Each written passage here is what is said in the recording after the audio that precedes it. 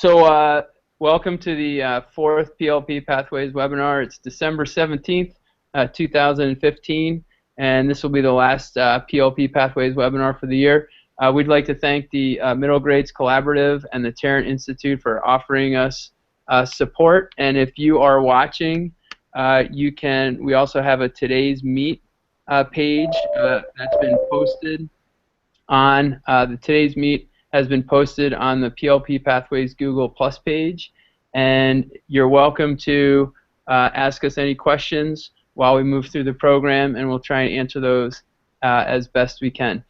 We also, on the PLP Pathways Google Plus page, we've posted a tentative agenda, and if people want to add anything to that or comment, please let us know. This is a collaborative effort, and we appreciate everybody taking part. So just real quick, before we recap last month's webinar, I just wanted to introduce or have our kind of contributors introduce themselves and maybe just tell us a little bit about what's going on with PLPs in your classroom. Great. I'm Maura Kelly. I'm a 7th grade humanities teacher at People's Academy Middle Level. I started implementing the PLP last year, and I've been working with Dawn for the past year and a half, just collaborating on what's happening with PLPs. Right now, we are gearing up to start a integrated unit where students are going to be working on their PLPs and sort of realigning their goals in the classroom after break. And really working on it in all the content areas. Okay, Kevin? Kevin Hunt. I work over at Wilson Central School. We are right in the thick of our first trimester conferences. So we have student-led conferences where we meet with the families for about 30 to 45 minutes and really go over their e-portfolios, which houses their PLPs and their various reports for their content area classes. So you're keeping busy. Oh, yeah. Okay, and I actually didn't introduce myself. I'm Don Taylor from Main Street Middle School, and I teach 7th and 8th grade. And where are we? We just finished our first trimester, well, not just, but about 2.5 weeks ago, and we're actually moving through the second cycle of, the first cycle of goal reflection, and then the second cycle of setting goals. So our kids have just started setting their goals for the second trimester, and they've done some reflection too. And we can talk about that in a little bit, but I do want to make sure we talk about Blogger and how valuable Blogger has been for me this year. So just to recap where we were last month, we talked about using core values to set goals. We also talked about PLP-based parent conferences, and I have just a little bit of information about that. We had a group discussion about setting goals, finding evidence, and the transferable skills. And then we again talked about the importance of reflection, which seems to be a theme. Before I go any further, I'd also like to point out that there is a Personalized Learning in the Middle Grades conference happening on January 9th at the University of Vermont. I believe, if I'm not mistaken, it's free. And you can join a bunch of educators who started out at the Middle Grades Institute who are talking about best practices in middle grades, talking about personalization, and talking about the implementation of PLPs at the middle grade level. Also, if you're watching or if you know anybody who'd be interested, there's a call for proposals for the Middle Grades Collaborative. It's a quarterly journal. And so if you go to the Middle Grades Collaborative website, which we can post later, they are looking for people to contribute their personalized learning experiences. So if you look at our agenda, we want to kind of look at the year in review, maybe talk about some professional development opportunities, teachers' professional development in general, maybe how that's going at each of the schools, and then citizenship, social justice, and community goals. And then if we have time, we can talk about collecting evidence if it's not tied to goals and maybe using data to increase personalization. Did you guys have anything you wanted to add to the agenda? It looks great. Okay. So just real quick, I'm going to start, and then kind of you guys can chime in. But here we are in December of 2015. This is the. Is that Megan? Is that okay? Hi. Welcome. We have a new viewer, Megan Gagne. Is that correct? Yeah, that's right. All right. Welcome. Do you want to introduce Can you yourself, hear me? folks? Yep. Oh, perfect. Do you want to introduce yourself? Sure. My name's Megan Gagne. I am a humanities teacher. I teach 9th through 12th grade at the Colchester Alternative Program at Colchester High School. All right. Well, welcome. Thanks for coming. Thank you for having me. Yep. And so we were just getting to the part of the agenda where we're talking about sort of the year in review and where we are as we're headed into the new year. And I guess we'll start. I'm going to start with Kevin because you've had an established sort of PLP process at your school. And maybe if you could just tell me what are some things that have happened this year and what are you looking forward to as we all kind of turn the bend and go into 2016. Yeah, so far this year has been a little bit of a shift. We've shifted from using primarily the vital results for creating personal goals to our students to using the Vermont transferable skills. So not a dramatic shift, but we did that because CVU, who's we feed into, uses the transferable skills for their proficiency-based grading requirements now. So we figured it would be good to start getting them used to the language. We're also one-to-one with Chromebooks. We've been able to really get into using e-portfolios. We use Google Sites for that, and that houses everything that we do. So we have a template that we set up. We blast it out to the kids, and we have conferences with them at the beginning of the year to set some goals, and we pretty much set one goal around each of the 5 transferable skills. So they really have 3 that are more academic-based, and then 2 that are more personal with that self-direction, citizenship. And we have them reflect on them because they go on their e-portfolios at least once a week where they'll input evidence and just do a quick reflection. And we're right now getting into our trimester 1 conferences. So they're student-led, kids come in with their parents, and really our main focus there is around their goals. They talk about different evidence that they have, and after each goal that they show us, we have a discussion. We say, is this still relevant? Is it something that you still need to keep? Is it something that we should tweak a little bit? And actually, I just had a great conference yesterday where we were just changing the language on a couple goals that the student had. Really had a huge impact just on his understanding of what the goal meant and his ability to find some evidence to better suit it. So it's quite a process, but it's going really well so far. All right, excellent. Maura. So we started off this year. We had already done a PLP. Last year we piloted it, 5 through 8 at our school. And at the end of the year we took some data from our students. And one of the big things that we were hearing was the PLP really felt like an add-on because we were trying to figure out where does it live. And we didn't want it to live in just one classroom. We wanted it to really be everywhere. And I think in that attempt it kind of lived separately a little bit.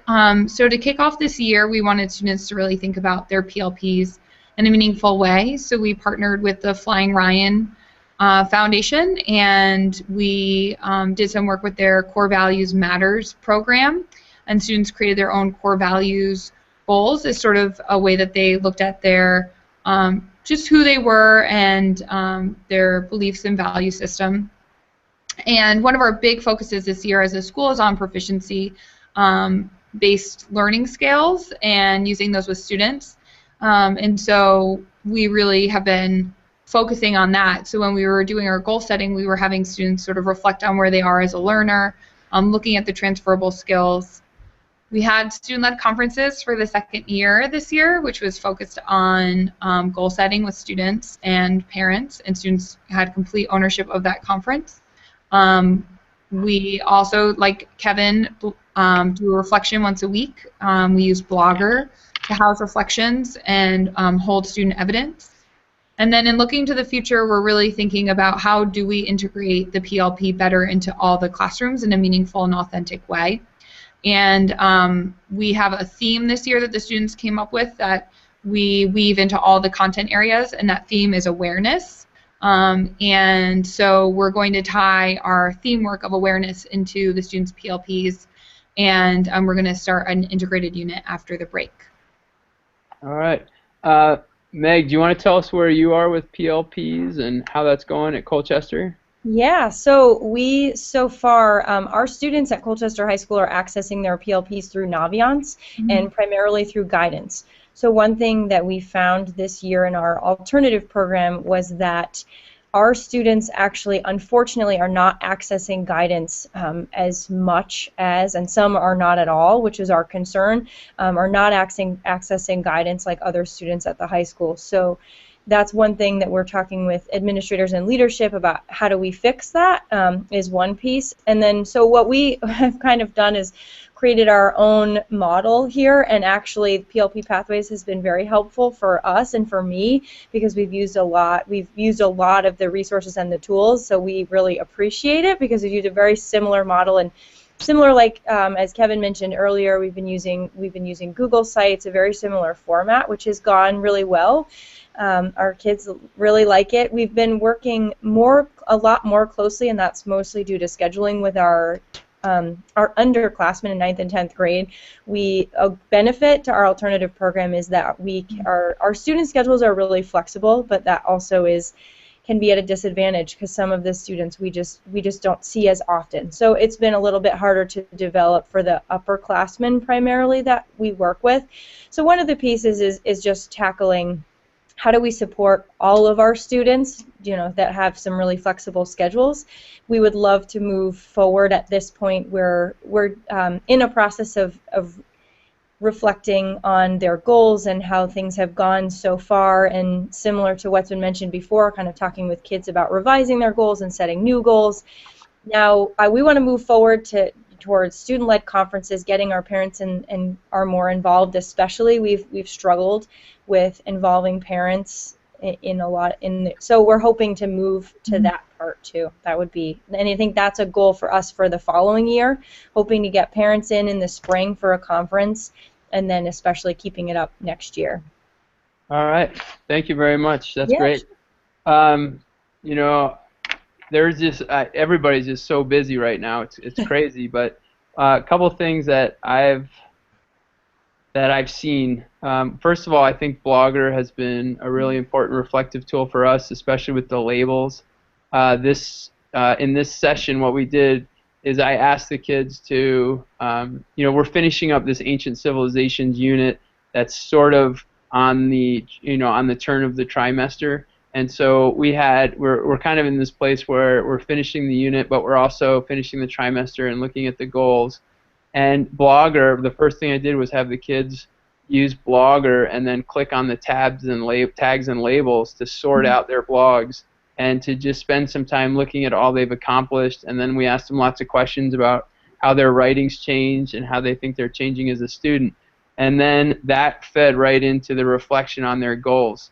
One of the things I think that I've got out of this PLP, the webinars, is really tying the evidence to the goals and helping kids do that independently. I think that's been more difficult than I anticipate. It's not more difficult, it's just a question of language, and it's a question of having kids understand what a piece of evidence, how that reflects their goal, and adding the detail in their writing so that they are showing you that they're making those connections.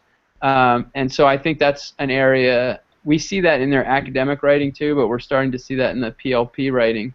And so that's that, tying the goals to the evidence. Later on in the webinar, I'm going to sort of pose the question of, do all goals or does all evidence need to be tied to goals? Because some kids are doing these amazing things, and I'm just telling them, put that on your PLP. We'll figure out how that ties to you as a student later. But that's that's great work. And are we encouraging kids to put enough evidence of their whole person on that PLP? And that's something that I'm going to continue to work on. I also have sort of, I guess one of the things that happened is with our parent conferences, we gave them a survey, a Google Form survey, and we had 35 respondents. And I got really good feedback on that form about parent understanding of Act 77 and parent understanding of PLPs.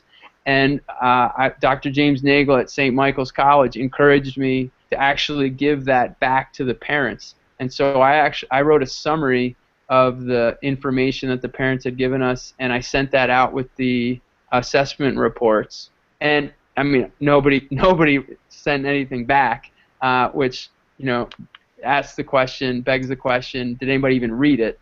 But I felt good about it, and what that does is it really shows you how parents are thinking about PLPs and what questions they have and what feedback they have, and that's something that I'm trying to integrate into the practice.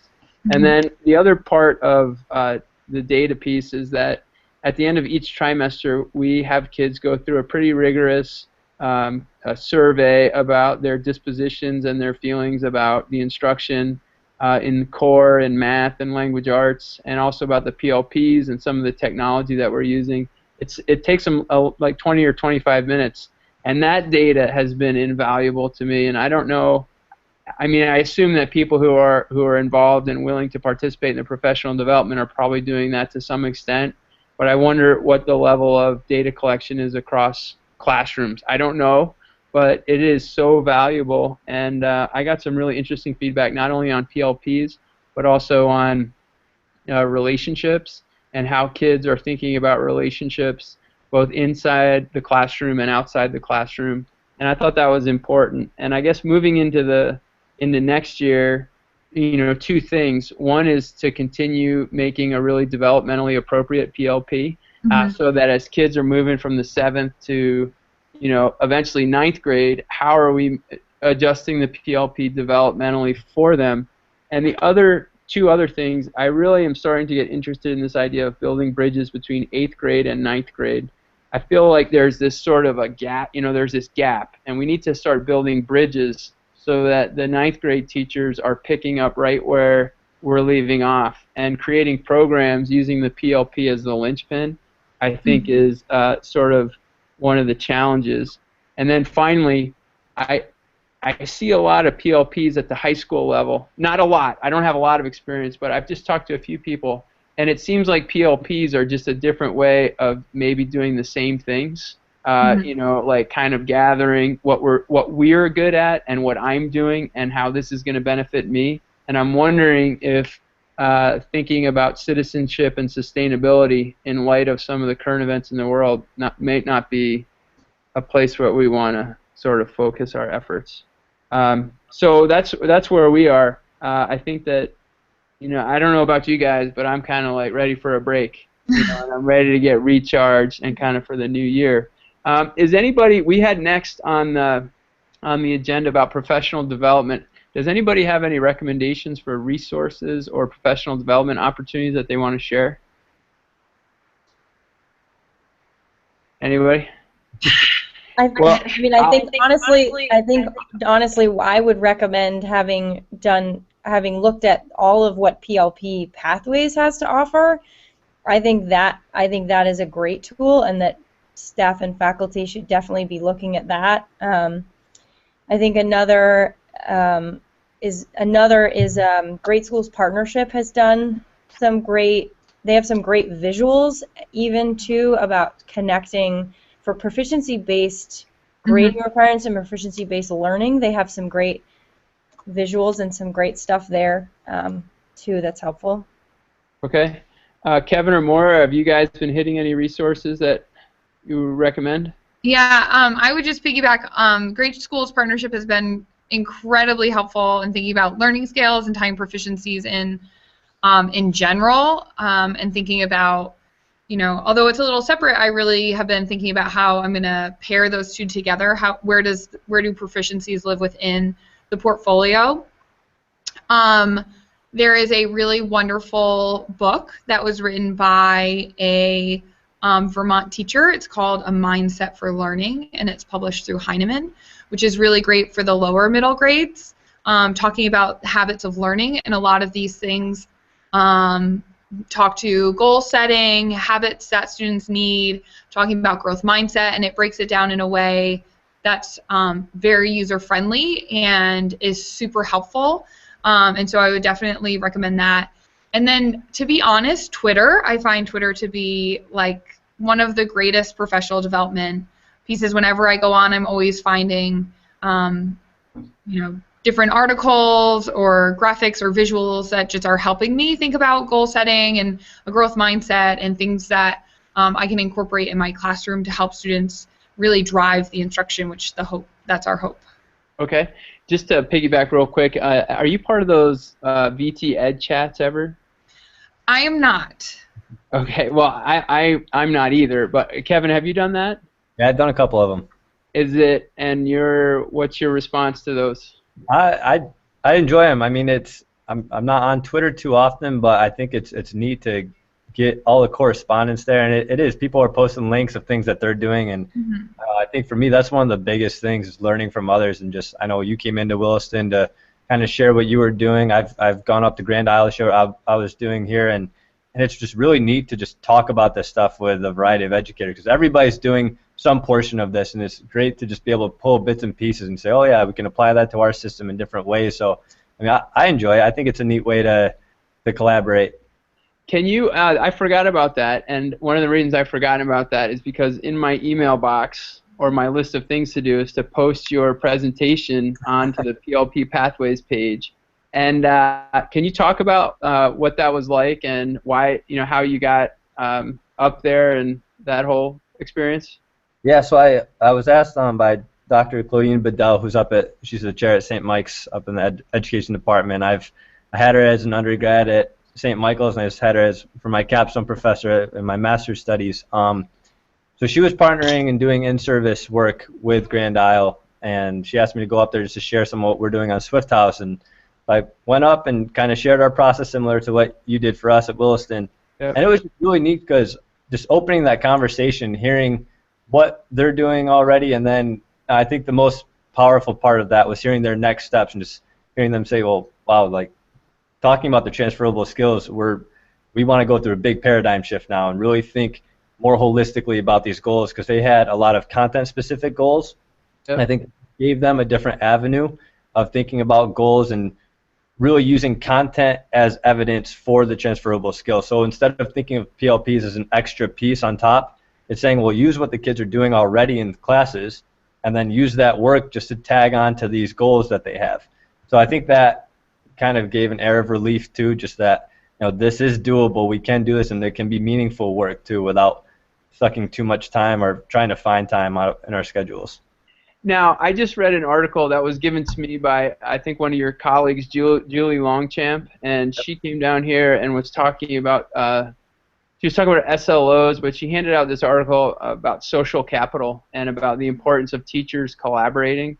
And I guess that kind of rolls over into the next issue that I wanted to talk about, which is just sort of how have you viewed professional development around the PLPs? And I'm going to ask you a yes or no question. Do you listen to teachers more who are actually working and doing it than other folks? And how are you sharing what you're learning with colleagues in both your school and maybe your district? Personally, I think it's always easier to listen to somebody who is involved in it and pulling ideas from them. And then in terms of sharing, I think what you've set up is an amazing outlet. Because people who want to see what's going on with PLPs go on to, you have the Google Plus page, you have the Twitter account, you blog, you have your main website, and you are always pumping out resources. So I'm always saying, if you want the newest and best things in PLPs, check out this page, and you'll find something that will get you someplace. Now, are you asking people if you see people doing great things? I would encourage you to say, hey, maybe you could post that on PLP Pathways, right? Because that's part of the idea is to get more people just, throwing stuff up there, and that way we can, because part of the mission, our goal, mission, whatever, is to create a space where teachers can be reflective and can be sharing and teaching and collaborating, and to see if that actually works, through the social media. So if you see stuff that's really good, and I use a lot of this stuff right in my own classroom, before it goes to PLP Pathways, it goes right to my kids. And so that's been a big help. That's great. Thanks. Maura? I would say in terms of the professional development, our big push was at the Middle Grades Institute probably 2 summers ago now. And we had, I would say, probably 12 teachers there, and we spent a week coming up with sort of our philosophy about PLPs at our school, and we met with Don and some of his students when They were just starting off, and we were able to sort of build our PLP from the ground up when there were very few resources available at that time.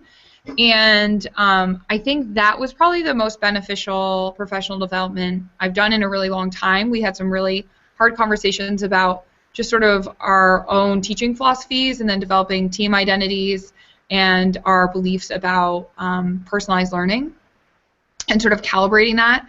And since then, we do a lot of work within our team. We have common planning time every day. And one day a week we talk about the PLP, and we talk about our technology integration.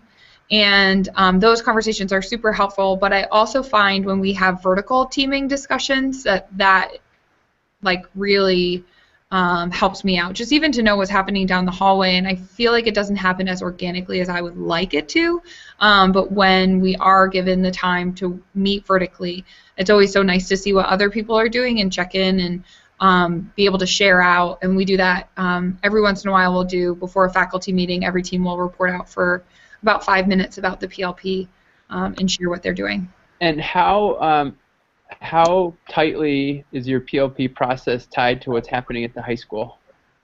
That's a great question. So I know that our 9th grade teachers went to MGI. The 9th grade English teachers went to MGI last year and developed sort of the PLP for the 9th graders. And I've been able to talk to a few of the 9th graders about what they're doing. And I'm not sure if the 8th grade teachers have sort of a better understanding of what's happening. I do know that all students have PLPs and have set goals, but even from 5th grade to 7th grade, there are variations between the PLPs and the developmental level. So I'm not sure what the experience is like, but I know it lives in the English department right now for 9th graders. Okay, and before we hear from Meg, I know that Kevin, you need to leave a little bit early, right? Yep. Okay, so just before you get going, I have a happy holidays. Thank you for all that you've done. And you basketball, right? Yeah, I gotta go coach up the kids. All right, good luck with that. Meg, can you tell us how tightly you are tied to what the kids are doing at the middle school? It's a really good question, and actually, as you were asking, I was writing down connect with middle school teachers about PLP. So very little, unfortunately. We are really just at the high school getting into it outside of guidance. Guidance has been the driving force behind it, and Naviance has been the platform. So this, I think, for other teachers, now anyone outside of guidance is really dipping in for the first time. Mm-hmm. And then, like I said, we because our students weren't accessing guidance a similar way that all the CHS students were, so we've been sort of spearheading something on our own, and I'm pretty curious to see how this will then translate, as the hope then is our students will be accessing Naviance this year, but I'm kind of interested to see what the changes will be, because it's such a different platform. It looks so different, and I'm curious to see how that change will happen. But I would really like to touch base with middle school teachers, and it's been a few years. I went to MGI several years ago and had an amazing time, but I haven't been able to go. I've had another commitment that always that same week, so I haven't been able to go back. But I would love to get some of the 9th grade teachers to go back. I think it was an amazing experience when I went several years ago. So I guess I just wanted to clarify here. When you say you're working with your kids who are in the alternative program, yep, are you the only teacher who is initiating this sort of different PLP process, and I'm just trying to get a clearer picture of all the teachers. Are there other teachers on your team, and are all the other teachers at Colchester High School, are they just using the Naviance? Are they even talking about Naviance in the classroom, or is that purely guidance? It is mostly guidance. My understanding is mostly guidance, but they're just starting. The conversations are just starting to trickle out into the classroom. But I think it's in the beginning phases, and what's being done outside of guidance is really falling to humanities teachers, yep, which is sort of to be expected, and I think they're happy, they're happy to be having those conversations at this point, but it's really just started. We are in a unique situation. So our alternative program, I am the one humanities teacher. There's also a math and science teacher, a special educator, a clinical coordinator, and 2 support staff. So right now, our PLP, they're primarily working on it within the humanities classes that I teach. There's also what we call a learning seminar class where they're working primarily with students on executive functioning skills, a variety of setting social and emotional goals with students. So the clinical coordinator and the special educator in our program run that like a direct instruction class in the beginning of each day. So the students are doing a lot with PLPs in my class as well as in that learning seminar group, but they are definitely, the math and science teacher that I work with has been great. They haven't been doing as much of it in his class directly, but he's been really open to, we're getting there. And just one other question. That sounds very interesting. Have you been taking any data on the disposition of the kids, before the PLPs and after, to see if the PLPs are helping them become more engaged? Yeah, so it's interesting you say that, actually, because how I sort of got involved was actually through Dr. James Nagel. Yep. I took an ed researcher class with him at St. Mike's, and I'm hoping to write my capstone in the spring about how the PLP, I'm trying to remember the exact wording, how the PLP essentially as a tool can help and support students to meet their academic and personal goals. So because of that, which has actually been great, like you said, I don't know how much data is being collected, and luckily, because I have a clear calendar for keeping data and definitely have the motivation to keep up with it, I've been keeping the data. I think it's with busy lives for teachers, it can be hard to keep up with that. Right. But I've been keeping some data more about how kids are feeling, whether the PLP helped them, whether writing down their goals and writing down action steps for their goals is they feel like they've been more successful as a result, which has been interesting to get their feedback. Yeah. So luckily that sort of fell into place pretty nicely. Yeah, that's awesome. So I just want to, I asked some questions of our kids, and one of the questions was developing goals and considering growth mindset, self-discipline, and grit have made me a more focused student. Yeah. And absolutely was a 5. But we had, I think it was 72.5% of the kids gave it a 3, 4, or 5. So it was trending positive on that, which is interesting. Definitely. And then also, the reflecting on my progress on a regular basis has helped me become a more independent and goal-oriented student. Yeah. And we had 1 was not really, and 5 was absolutely. And we had like 35% of the kids answered 3, right? Yeah. But yet then they tell you that blogging is their favorite way to write. So it's kind of taking that data, and then I show it to them and I say, what's going on here? And it's just very interesting that as you track that over time. Because you can take that data, and that really is helpful with other teachers, I think. Yeah, we've been doing.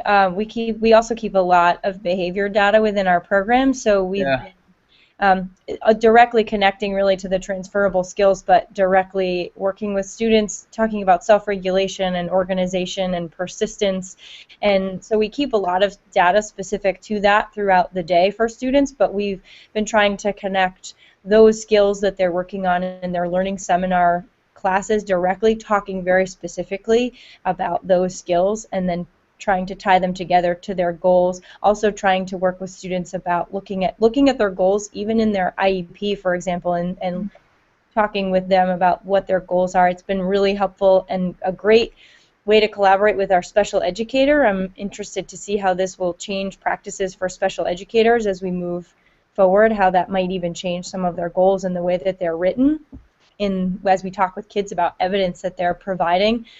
But now, this is a question to both of you. Do you think that the more you work with personalization and the more you work with PLPs, where you see kids having to independently create these websites and independently set goals, and the way they're blogging and they're reflecting more, do you feel like this is having an impact on the way you are teaching, in particular with issues of student choice? And if that's the case, what results are you seeing maybe even in areas of behavior or engagement? I can talk to that a little bit. So I feel like with looking at really joining the PLP and the learning scales and proficiencies, that's kind of opened up an avenue for us to say, this is what the proficiency says. This is what you can match yourself to the I can statement. So how are you going to show me? What's the evidence that you can show me that you can do whatever the statement is?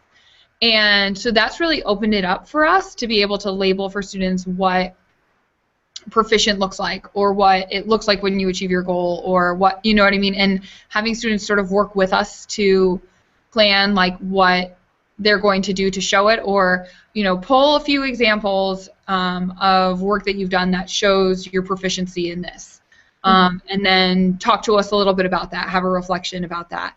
And so I think the way that I'm having conversations with students is a little different in that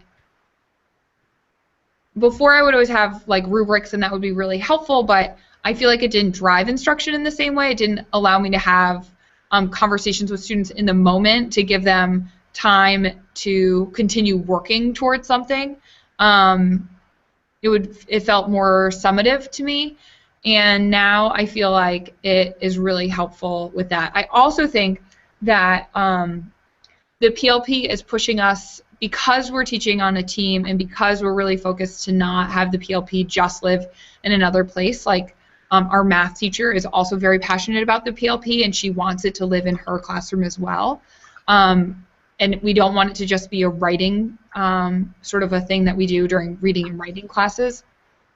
And so I think it's pushed us to be more flexible and thinking about how to team and how to use time and how to build in spaces for integrated learning that is driven by students' goals.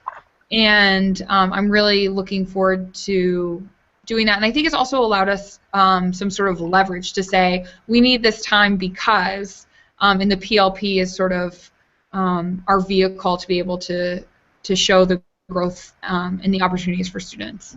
Mm-hmm. All right. I want to speak to, I guess, how thrilled I was when I started hearing personalized learning plans being talked about as an alternative education teacher. We've worked with a population of students that have struggled to access what a traditional, yes, for lack of a better word, a traditional education. So it's pretty awesome to want to personalize education for students. It's where we find students to be the most engaged and the most motivated when they feel like it's personal and it's close to their hearts. So it's great. It's really great that they're here. One of the things I read, actually, John, I read a paper that you and Dr. James Nagel wrote, and I remember there was a quote you guys had talked about, the idea of a personal versus personalized. So one of the things I've been thinking about a lot as we move towards incorporating the proficiencies into their PLPs, to want to hang on to that, it being personal, and so it's really driven by them rather than personalized, which means that I'm driving it for them. We love to help students by personalizing their learning, but it's great when it comes directly from them, so I want to try to maintain that because I think it's great. I think our students are feeling, like you said, more about learning targets and I can statements, and it being much more clear and intentional for students about the learning and the evidence that they're providing. I think it brings a great deal of clarity of what students have been learning, which is great, and I think our kids feel better about that. They feel more confident in being able to clearly provide evidence for what they've learned, and I think they feel even a bigger sense of pride and success by being able to do that. But I'm hoping that in the future, as we connect those two, that we can maintain that personal sense for them. Yeah. That's awesome. I just had one other question from a survey that I asked the kids. It said, at the beginning of the unit, Mr. Taylor addressed the idea of giving students more choice in their work, a choice of civilization, topic, artifact, model, etc. Did this increase your engagement with class activities? And 1 was less engaged, and a 5 was more engaged. and what was it, 67? We had 93% of the kids answered a 3 or more, and 65% of the kids said that they were more engaged with that choice. And so what I'm seeing in my own practice is that when you talk about, we have so many kids who have all these different goals, and when you see that and you realize how different all these kids are in your learning community, and this also has come from the identity piece, then you can start figuring out ways where you can give kids that choice within a framework of those learning standards. And I think that choice really helps to engage kids, right? And it also helps them become more independent learning.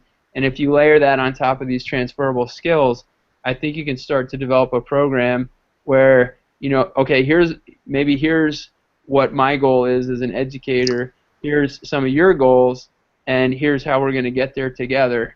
And that choice, I think, really can start dialing in the motivation, which I think is the key to everything, and the engagement. So that's interesting. I also like the statement you talked about, this kind of clear and intentional learning, which is interesting to me because I've heard it, but I've never thought about it. But if you have these clear and intentional conversations about what kids are learning and what they're not, and you give them that language, they become much, I think, more powerful thinkers about their own performance.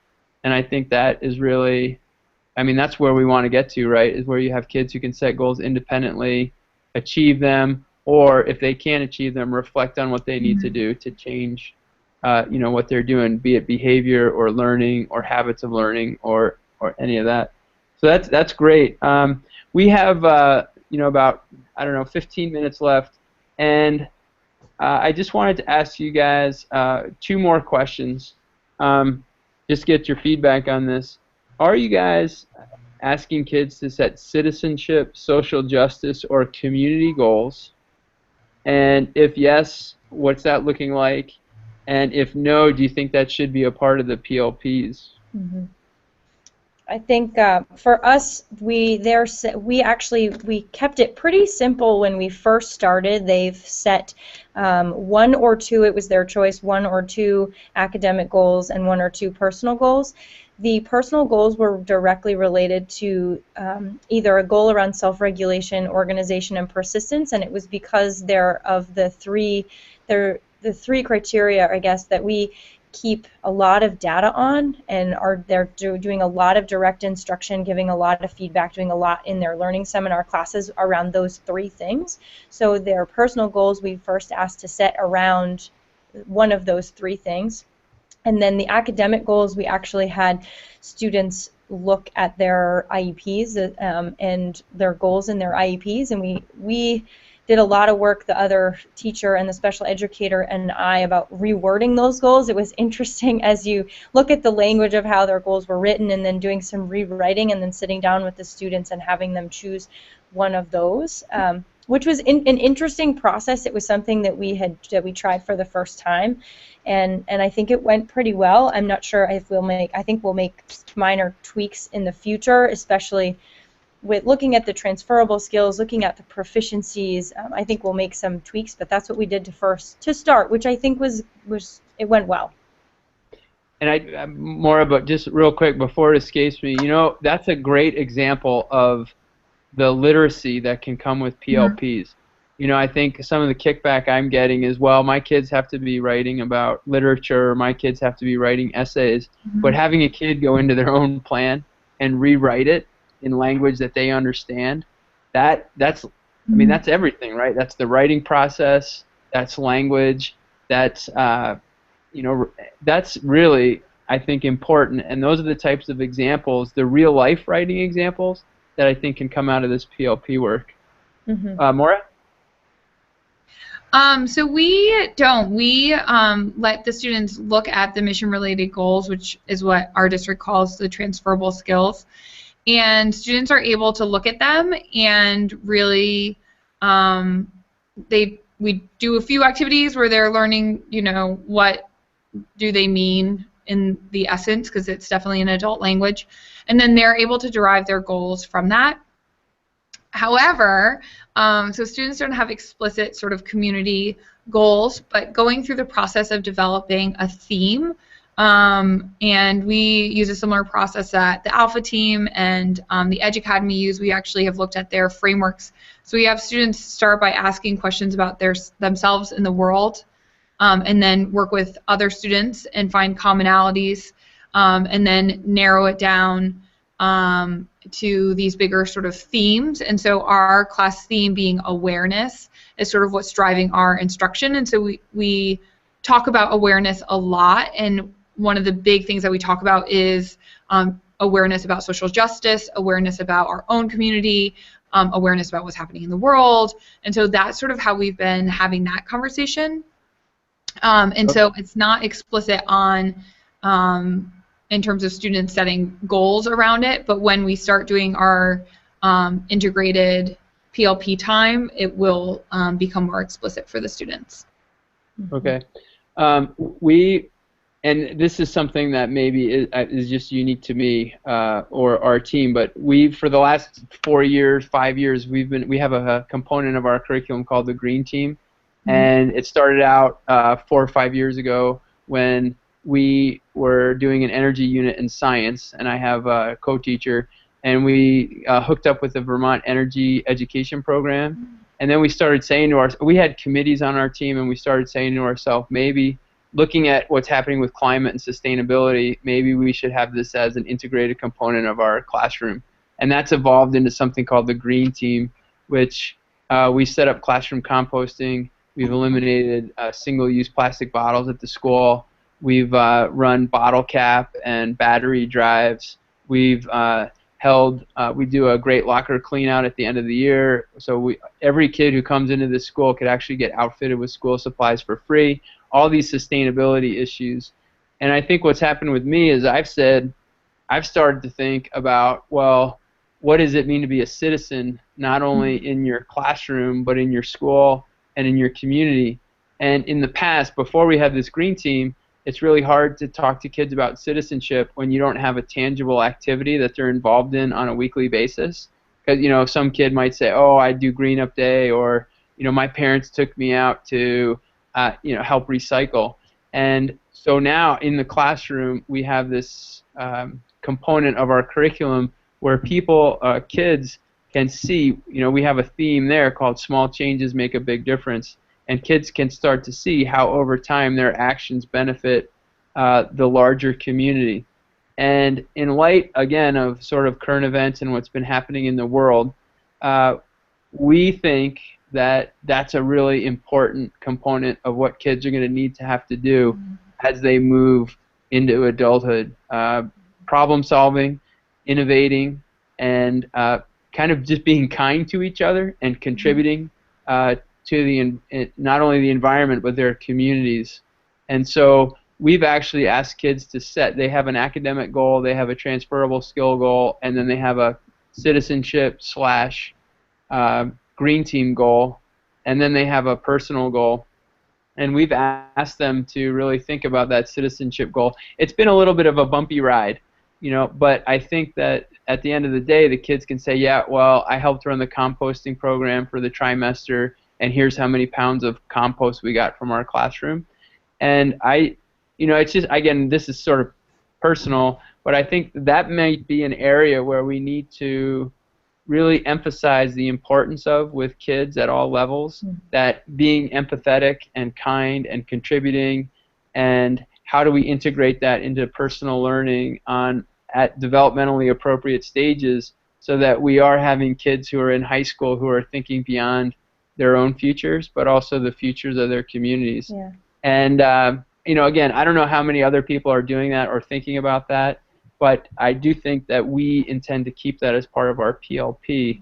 And I'd also like to use that as part of the bridge to the high school, because the high school and Meg, at our high school, they have an alternative program. It's called the SOAR program, and those kids sound somewhat similar. But I really believe those are the activities that can help kids feel like they belong, and that can make some of the peripheral kids feel like that they can also contribute, and that can draw them into the overall program. So that's where I am on that issue again. Yeah, Don, It's I'm glad you mentioned that because it's definitely becoming a huge part of our conversations, and I'm glad you mentioned it. We're at the high school as well as within our program, and especially around being collaborative, and especially around being empathetic.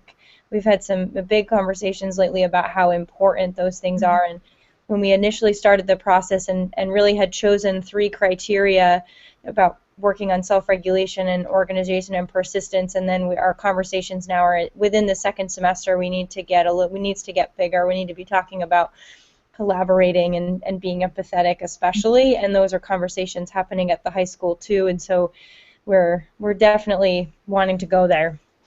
Okay, and just a lot of what you're reading today about what makes successful people is the ability to collaborate and to work with others and in a group. And so, that's just thoughts from here. Yep. The last thing, before we go, is what are you guys doing about when a kid shows up with a project or with evidence that's awesome, but it's not quite tied to a goal? What do you say to them, and how do you get that into the PLP? We take pictures of everything. Yeah. Like, right? we save everything. We either stick it in the drive, or we put it on Blogger, but we save everything. We have students, like, for every project in all the core content areas, they're putting an example of their work on Blogger and writing a reflection about it, even if it's not tied to a goal, because we want kids to be able to go back. For example, we did an hour of code last week, and so all the students got their hour of code certificate, and so I was like, take a snapshot, put it in your blog. You never know if you want to put it on your PLP, because this is an accomplishment. Or, we participated in NaNoWriMo, which is National Novel Writing Month, and I had a lot of students who met their word goals and wrote novels, like 40-page novels. And I was like, well, maybe you want to put that on your PLP, because that's amazing. Like, you wrote a novel and you're in 7th grade, and that's pretty incredible. And so they were like, maybe I will put it on the PLP. So we save everything. There's no harm in reflecting and saving things. And I think once students start seeing successes, even if it isn't in a goal, it makes them stronger goal setters, because they know what they can achieve. And you can look back and say, I know that you've already accomplished this, but maybe you want to make another goal about this, or about something the same sort of line with that, to get better. Wait a minute. I just want to go back to what you just said. That's such a great idea. So if a kid does something that's awesome and they put it on their PLP, then you can go back to that, and even if they didn't have a goal about that, you can say, look at how great this was. Why don't you build on this, or make your goal about something similar? Mm-hmm. That's awesome. I never duh. That's really good. All right. And actually, Maura, I'm here. Well, and I guess being here now, I can make confessions, because I've been so grateful to have so many great resources. And Maura, I sort of copied your format of my life, my goals, and my growth, so I can make my confessions. But it's been really great, because that, even if it's not directly tied to a goal, the kid can say, well, this is still a big part of my life and who I am, so I'm still going to put it on my PLP, on my about me or myself as a learner, or just the part about my life, because it's who I am. So it's been nice to have that flexibility, because they still have a place for it. Yeah, one of the big struggles is making students set meaningful goals the first time around. Yeah. Especially when they're trying to get to know the adult that they're working with and all this different stuff. So if you can just figure out who the kid is, that's half the battle. That's not even half. That's like 7/8 the battle, Yep. I just really, what you just said, though, we spend so much time with kids having them address their challenges. Why aren't we saying, dude, just make goals on your strengths? Mm-hmm. You know what I mean? Because that has the potential for having kids, if you continue to build those strengths, right? Mm-hmm. Then that's when you can start saying, well, maybe you could work on this too. Because we get students who are really, really good in one area, and then not maybe struggle in another area. So how do you balance the goals, and how do you, it's this idea of transferring their learning from one area of their lives to the other. And I think that's, you have a kid who's a great skateboarder, isn't engaged in school, but how do you get, man, you practice skateboarding every day. If you just take those same habits and put them towards writing, the results will show up. That's great. That's excellent. We try and start with what the students are good at or something that they're already working on. Before we even ask them to set a goal, we have them reflect on that, which has been super helpful. And I think one of the conversations that I have with kids, because sometimes I'll set goals around things that are like really hard or really challenging for them. And one of the things that I say, and I'm guilty of not always having a growth mindset. Sometimes I have a fixed mindset. And I don't like doing things I'm not good at. Right. And so I actually like really hate doing things that I'm not good at. And I'm an adult, and I know that there are some things that I just have to do because it will make me better. But I have conversations about that with the kids, like, you know, is this something that you're really going to work on? Like, if this is really painful for you, like, you're probably not going to put the time into it. So why don't you pick something that you at least like or love right now, and then we can work from there. Like, just start somewhere. Because I think they need to see the humanness in it as well. Right. That's good. So here we are. We've come to the end of our webinar. Meg, I want to thank you very much for joining us. I really appreciated your comments and your perspective. You know, not coming from the high school, that's great. And hopefully you can sort of be a part of this on a regular basis. I think our next, I'm not sure exactly when our next webinar is. I think it's the week of January 15th. But I'll send out reminders. And also I just want to, if you have colleagues who might be interested in the middle grades, personalized learning at the middle grades, that's happening on Saturday, January 9th. And there'll be a lot of great presentations there. And then also that request for manuscripts, the middle grades review, is looking for people to contribute. And we're also, the PLP Pathways is always looking for people to contribute blog posts or resources that we can put right up there on the web for other educators. Any last comments from folks? Thank you so much for having me join.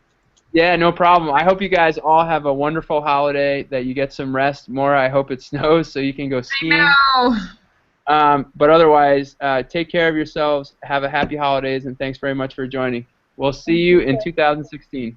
Bye. Bye. Bye now. Take care.